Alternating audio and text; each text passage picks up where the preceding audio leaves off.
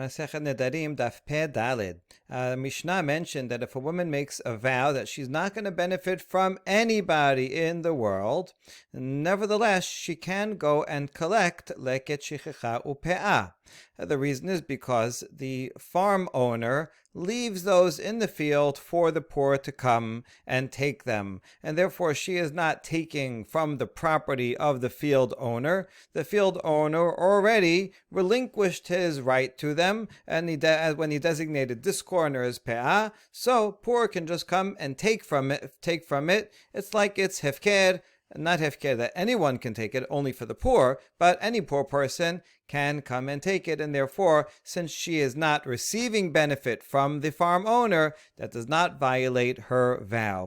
Okay, so that's true for leket shecha and pe'ah, all things that are left in the field for someone to come and take. But what about Maaser Ani? Vela katane ube Maaser Ani. Vatanya babraita ube Maaser Ani. Maaser Ani is also a gift to the poor, but it works a little bit differently than the others. Maaser Ani applies in the 3rd and 6th years of the Shemitah cycle. And there, the farm owner actually has to separate, after he separates the first Maaser and the Tirumat Maaser. He also separates another tithe of Maaser Ani. He actually has to physically separate it, and then he gives it to the poor, generally. We're going to see about, that'll be our final answer. That depends on if he's actually giving it to the poor or leaving it to the poor. So that's that. The question is Maaser Ani similar to the others or not? And our Mishnah did not mention Maaser Ani, which would indicate that Maaser Ani is actually given by the farm owner to the poor person, and although they're not getting, is not getting compensated for it, nevertheless, we're going to see a concept called Tovat Hana'at. That'll be very important. Tovat Hana'at means the benefit of discretion. The fact that the farmer, can give it to whomever he wishes, and in return he gets some gratitude. So that is worth some monetary value, theoretically. They're not going to get paid for it, although actually when the farmer gives it to a particular poor person, they can receive a small amount of money, let's say from the poor person's friend or relative. It says, hey, would you mind give your Maaser Ani to my cousin here, and I'll give you a little bit. They can actually receive it. You can't request it, but the farmer can receive it. So the possibility of choosing who to give the gift to is a benefit. It's called Tovat Hana'ah. Now, since that is considered a benefit because the farmer is giving it to the particular person, so then that particular person, if she made a vow not to benefit, then she cannot take it. So that would explain why in our Mishnah, it does not include Maaser Ani. This woman who says, I'm not going to benefit from anyone, cannot take Maaser Ani. However, there's a Braita that says that she can take Maaser Ani. It compares Maaser Ani to the other things that are left out in the field. And in other words, according to this, it sounds like there is no Tovat Hana'ah, just like there's no Tovat Hana'ah for leket shecha pe'ah, because the farmer doesn't decide who to give it to. They take it on their own. So then, according to that, we would consider that right for the farmer to separate and give it to someone as not being significant, not worth any money, and you could either say there's no Tovat Hana'ah, or Tovat Hana'ah is not worth anything, and that's why she can take it. So now we have a contradiction between the Mishnah and the Braita,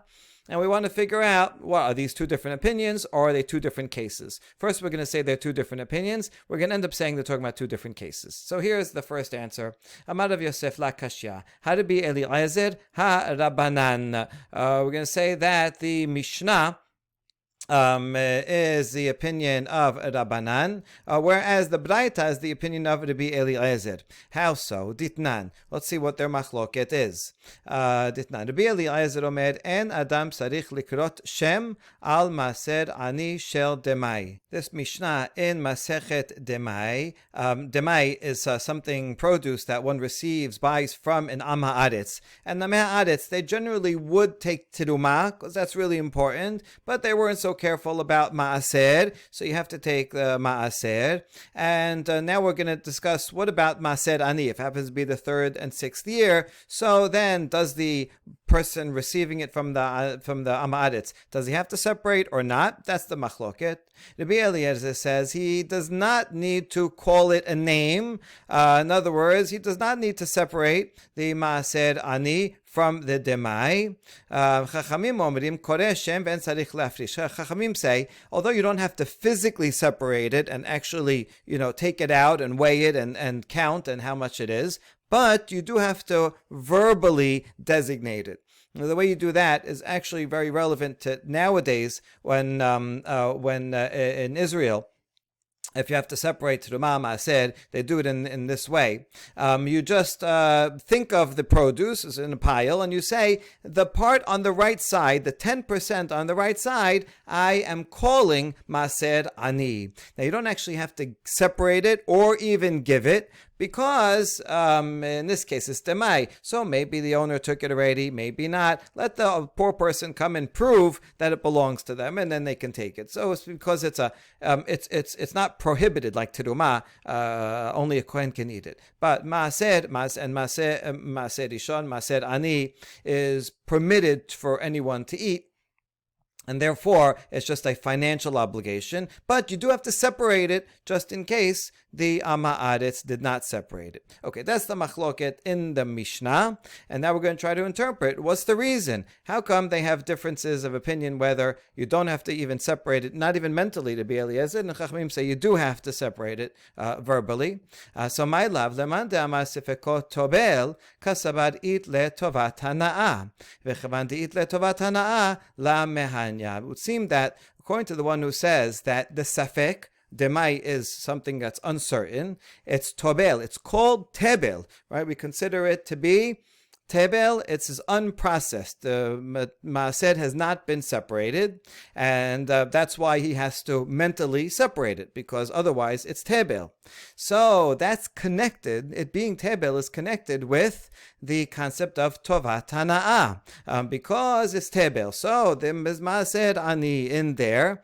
Therefore, Rabbanan would say that there is a concept of tovat hana'ah, that the right of discretion that the farmer has to give it to a certain poor person is considered a benefit, and therefore she would not be able to benefit. And since there is tovat hana'ah, she made a vow against benefiting from this person, she cannot benefit. And that is why the maaser ani is considered benefit. We do have tovat hana'ah, and so this is the opinion of Rabbanan, and that explains our Mishnah, which does not include maaser ani, because she cannot benefit from maaser ani, because there is tovat hana'ah here. Whereas Ulman Damad Eno Koreshem, whereas according to Rabbi Eliezer, that you don't have to do anything, you don't even have to call it a name, you don't have to designate it at all. Kasaba Sefeko Eno Tobel, it's not considered tebel, right? This maaser is nothing here. It's not tebel. The point, what's the connect? If it's not tebel, then there is no benefit of discretion. And therefore, this woman would be allowed to go and benefit, take the maaser ani, because there's no tovat hana'ah. So then, since there's no benefit, she can take it. What's the connection between tebel and tovat hana'ah? It's not so clear. Rishonim talk about discuss this and try to solve it. It seems to have to do with whether maaser sheni is more like pe'ah shichicha, because those things, there is no tovat hana'ah and there is no tebel. In other words, if I have some produce and I didn't separate the pe'ah from it, it's not called tebel. I violated the law. I cheated the poor people by not giving them the corner of the field, but it doesn't make the produce prohibited. It doesn't make it tebel. And therefore, if maaser ani does not make the pile tebel, that's the opinion of Rabbi Eliezer, then you see it's more like pe'ah, and therefore there's no tovat hana'ah. She can take it, just like she can take pe'ah, she can take maaser ani. Whereas, according to Rabbanan, they say that this pile of grain those demai, so we're not sure, but not having maaser ani taken does make it tebel, so that is more like teruma and maaser, where if I don't take teruma maaser, it's tebel. This whole pile is prohibited. So to maaser ani, by not taking it, it's tebel. And regarding teruma and maaser, we do say that there is tovat hana'ah, there is a benefit for the farmer to be able to give it to a certain Kohen or a certain Levi. And that Kohen and Levi will say, oh, thank you for giving it to me, rather than to another Kohen and Levi. So they are receiving benefit, and that benefit is considered to be tangible and would violate the vow. Since it is Tebel, it's more like Teruma Maaser, and therefore there is Tovat Hana'ah, and that's why our Mishnah doesn't say Maaser Ani, because she cannot benefit. And so this would be an explanation to the contradiction between the Mishnah is an opinion of Rabbanan that say there is Tovat Hana'ah for Maaser Ani, whereas the Braita is the opinion of Rabbi Eliezer that says there's no Tovat Hana'ah for Maaser Ani, it's more like Pe'ah and the other items on the list. All right, that sounds good. But Amar le Abaye, Abaye says that's not a necessary way to interpret that Mishnah and Demai. It could very well be that all opinions think that that a safek of Maaser Ani does make it tebel, right? If you knew for sure that the Maaser Ani was not taken. Let's say it's not Demai, right? There's the farmer right here. He's the one that harvested it. He says, no, I never took Maaser Ani. Then that would be called Tebel, and then therefore would be prohibited. There would be Tovat Hana'ah. Everyone agrees with that. So what's the reason for the machloket here?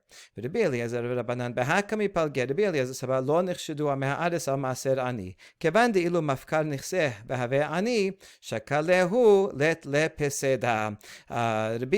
thinks that although we worry that they're not going to take other types of maaser ani, we assume that they will take, because there's no downside, financial downside. Here's what a person can do if they're smart.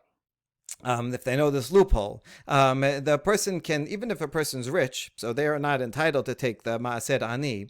This farmer, what he can do, Amaris farmer, what he can do is he can declare ownerless, make hefked all of his property, right? All my property, everything I own, hefked, anyone can come and take it. At that point, he is a poor person. So then, as a poor person, he's entitled to take the maaser ani. He goes and takes the maaser ani, and then 10 seconds later, he says, "Oh, I want to take back all my property." Okay, this is a bit of a loophole, but all right, it's permitted, and therefore, every week we can assume that even Amei Haaretz are going to take Maaser Ani, because if they're really so stingy and they don't want to give up their Maaser Ani and give it to a poor person, then they'll use this loophole, and so they're not going to prevent themselves from taking Maaser Ani. Therefore, if you acquire produce from an Am Haaretz, you can assume that either he really gave it to the poor, or if he didn't, then he used this loophole and he took it for himself.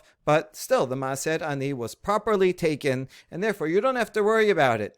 That's why it's not Tebel. But if in fact he didn't, he says he didn't, you know he didn't, or right, you were there with him the whole time, and he didn't, then it would be Tebel. Okay. Rabbanan sabre nichse lav mafkar inish demirta dilma zache behu inish acharina hilkach nechshedu. Rabbanan say this loophole has a danger in it. A person would not want to make all his property hefked, because he's worried maybe someone within that little 1 minute window can come and take it, right? He's standing by his boat, and he says, all my property is hefked, right? And then in the meantime, he goes to take the Maaser Ani. Someone nearby hears him say, all my property is hefked. He jumps on his boat, takes it, right? He goes into his house, takes his house. So for the benefit of having some grain, he might lose all of his house, his boat, everything.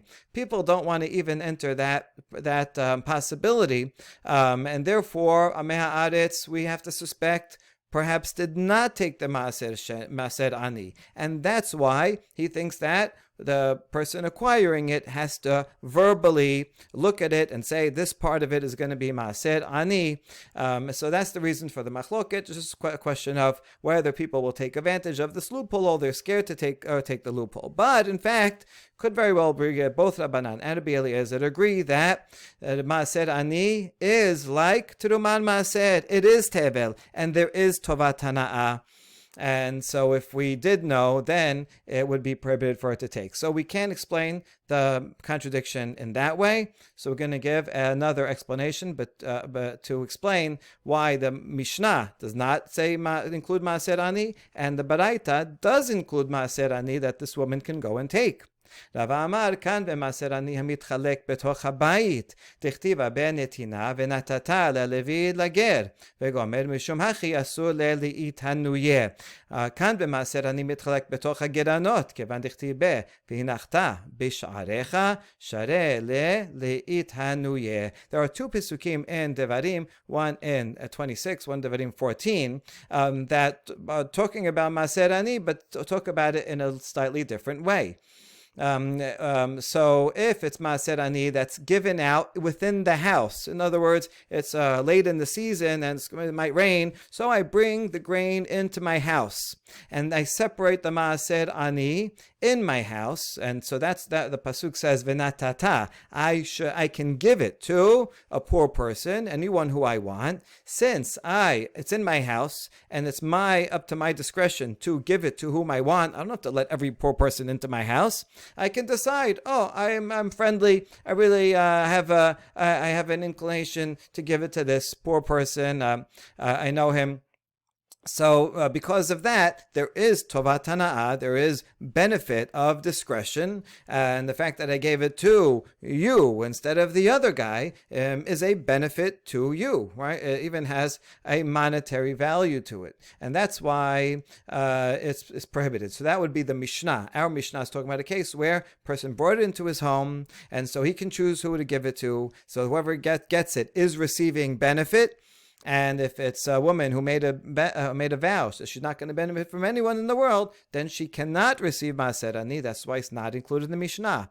Whereas the Baraita is talking about maaser ani when it's given out on the threshing floor, right? I brought everything into the threshing floor and then I separated it there, right? It's outdoors, and over there it says v'nachta. You should leave the maaser ani in your gates, and leave it there for the poor people to come and take. In that case, it's more like pe'ah, shichecha, leket, where the poor people can just come and they see, right? You put a sign there, or you announce this is the maaser ani, and anyone can come and take it, since in that case, the farmer is not deciding who gets it, so there is no tovat hana'ah, and therefore this woman who made a vow that she's not going to benefit from anyone can take that maaser ani out in the field on the threshing floor, because there is no benefit, and that is what the Baraita is talking about.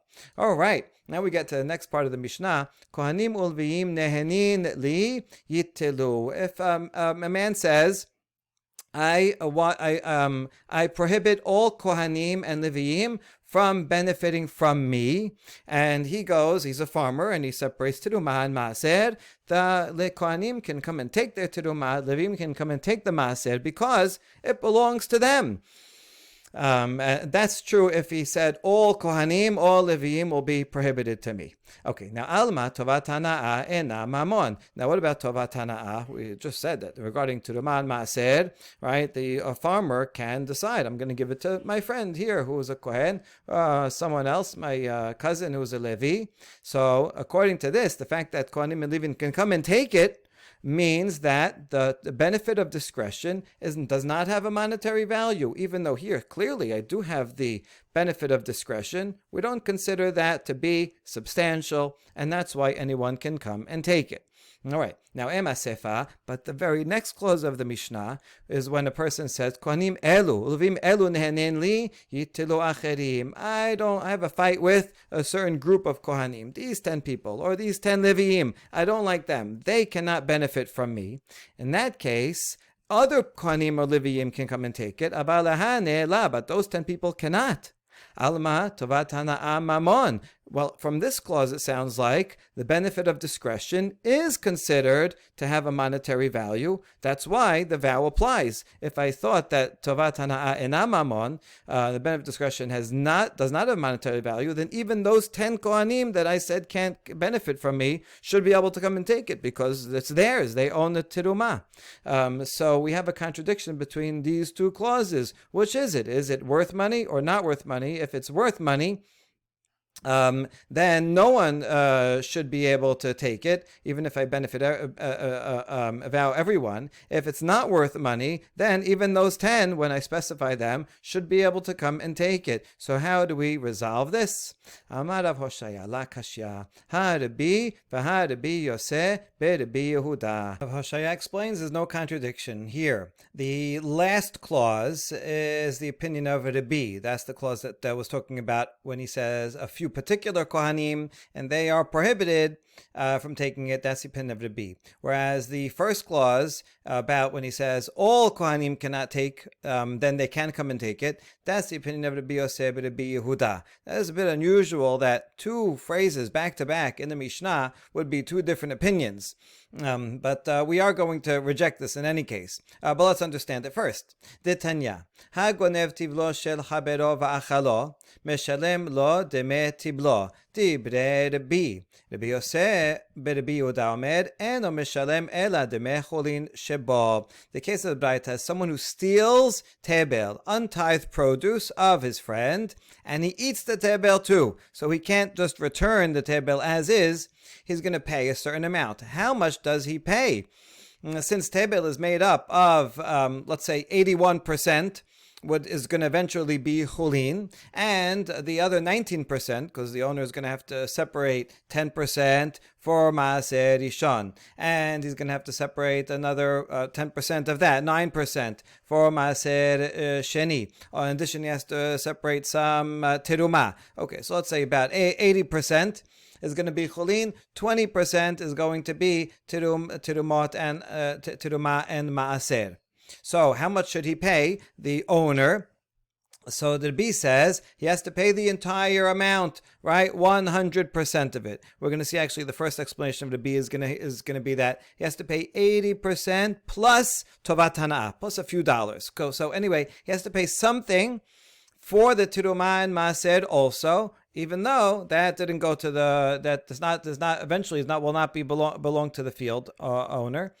Rabbi Yosef Rabbi Yehuda says no, he only has to pay 80%. That's it, because that's what belongs to the farmer. The other 20% of what he stole, that belongs to the Kohen and to the Levi. Let them come and take it.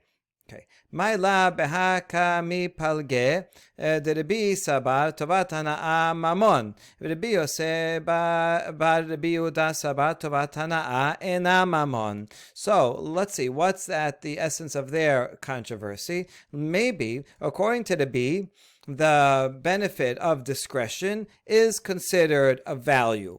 Therefore, when this guy takes all this $100 worth of produce, he's stealing not only the $80 that the farmer will eventually get, he's also taking from the farmer the benefit of the right to give it to a certain Kohen or Levi. And therefore that's worth, I don't know, $3. So he has to pay that also.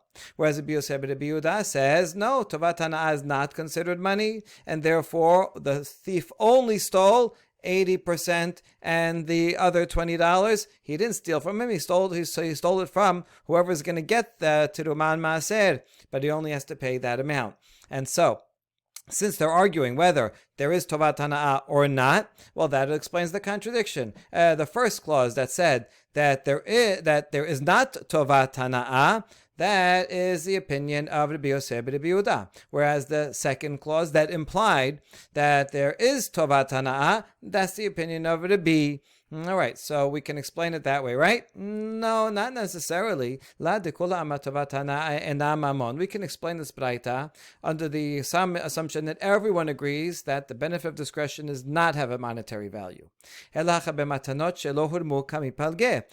they're arguing on what is the status of tebel before you take the terumah maaser that's embedded, mixed in to this untithed produce. What do we consider it? According to Rabbi, we consider it as not being terumah and maaser yet. It's just untithed produce, and therefore it all belongs to the farmer. And if it gets stolen, the thief has to pay 100%, right? Because there was no terumah and maaser separated yet. So it all belongs to the farmer. He has to pay everything. Whereas, according to Rabbi Yosef, Bar Rabbi Yehuda, he thinks that even though you didn't separate the Terumah Maaser yet, nevertheless, mixed in there, part of it is Terumah, part of it will be Maaser, and so already now, when it's Tebel, it's already considered that the Kohen and the Levi own a part of it, and therefore the thief does not have to pay that part of it that is that will eventually go to them, even though it wasn't separated physically. Nevertheless, it's embedded in there, and that's why he has to pay say 80%. Okay, so maybe that's what they're talking about, but really everybody agrees that no, there's no tovat hana'ah. Now we reject that. We're still not answering the question, just this possibility of explaining the machloket. Wait, tovat hana'ah ena mamon, mali hurmu, mali lo hurmu. Wait a second. If you think that the benefit of discretion is not considered money, then what's the difference whether it was to the Terumah Maaser was taken or not taken? Even according to the B, who says that when it's mixed in, it's not yet separated, but it doesn't matter since there's no benefit. If there's no benefit for the farmer to give it to this particular person or that particular person, well, then there's not very little difference between before it was separated and after it was separated. Either way, the Kohen and Levi, they have a right to come and just take what belongs to them. You don't have to wait for the farmer to give it to one of them, because we don't consider tovat hana'ah to be substantial. And so therefore, even according to the B, he should agree that even when it's mixed together, part of it belongs to the Kohen, it belongs to the Levi, and so the thief should not have to pay more than that 80%. Rather, we'll explain the machloket differently. Still, it's not going to explain our original question. We're going to get back to that. But just to explain this braita, kenasu Rabbanan laganav kihechi de la lignov. The rabbis made a kenas, a fine, on the thief so that he won't come to steal in the future. So even though Rabbi agrees that when it's mixed in, even though it's tebel and it's mixed together, still the Kohen Levi own a part of it. So really, when the thief stole, he only stole 80% from the farmer, and really should only have to pay the $80. But the rabbis came and said, you know what? You stole $100 worth. You should pay $100 worth. We're adding to your fine, and you're going to have to pay double that. Because he's a thief, we're adding that to so that you will not steal in the future. That's what the B says. We make such a gezerah.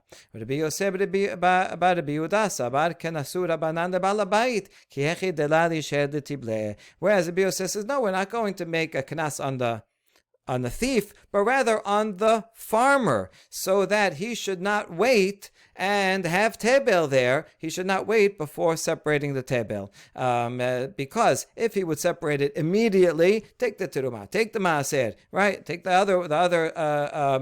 second maaser, whatever, depending on what year it is. Give it to the Kohen, give it to the Levi, give it to the poor person. If it's maaser ani, and give it, and then once the thief came, he would only be stealing 80%. And so we're going to tell the Baal Habayit, listen, if you delay and don't separate it, and it gets stolen, you're only going to get paid back 80 cents on the dollar. And therefore, better to separate the Terumah Maaser immediately. And that's the machloket, but really, from a doraita level, everyone agrees that Tovat Hana'ah is Mammon. And therefore, even when it's mixed together, it's considered even when it's mixed together, it's considered as if the Kohen and Navi would have a right to it, and so the Ganav Meikad Adin only has to pay the portion that actually belongs to the farmer. Okay, so now we come all the way back to our original question: how do we reconcile this difference between the two clauses?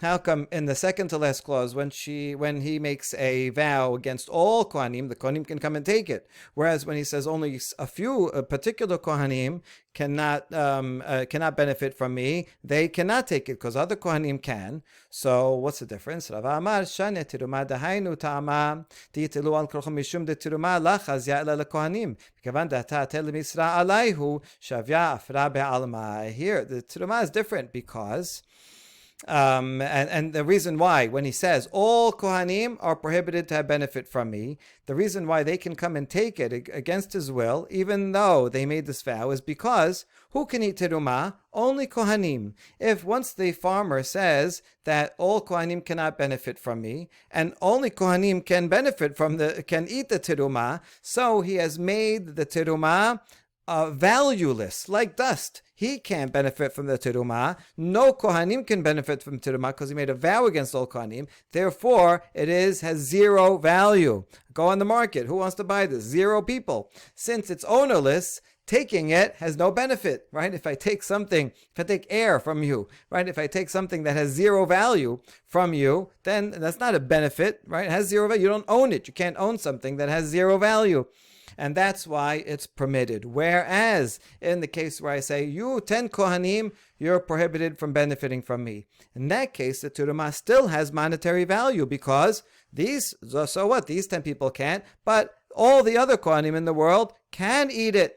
And therefore, since it does have value, those Kohanim cannot take it because then they will be benefiting from that Tovat Hana'ah. This explains the answer for Terumah. Gemara does not give an answer for what about Ma'aser Rishon? That would go to a Levi. Ma'aser Rishon that goes to a Levi does not have a prohibited status. Anyone can eat it. It's just owned by the Levi. But the Levi can share it, sell it to a non-Levi. So what about that?